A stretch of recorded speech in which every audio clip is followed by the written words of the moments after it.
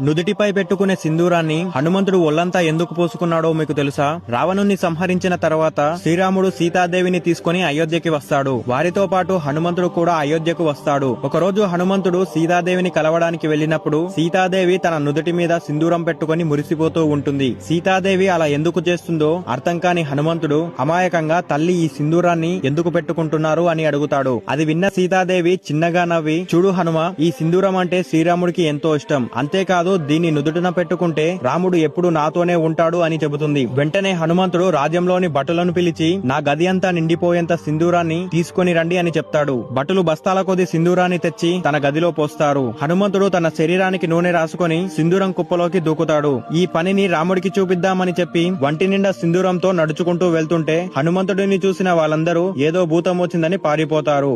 వాళ్ళని పట్టించుకోకుండా నేరుగా రాముడి దగ్గరకు వెళ్లి నిలబడిన హనుమంతుడిని చూసి రాముడు గట్టిగా నవ్వుతూ హనుమ భక్తిని, అమాయకాన్ని ఎంతో మెచ్చుకొని ఎన్ని జన్మలెత్తినా హనుమంతుడు రాముడితో పాటు ఉండేలా వరమిస్తాడు. అందుకే ఈ రోజుకి కూడా సింధూరంతో ఉన్న హనుమంతుడి విగ్రహాన్ని భక్తితో పూజిస్తాం. మీకు హనుమంతుడు ఇష్టమైతే జై బజరంగబలి అని కామెంట్ చేయండి.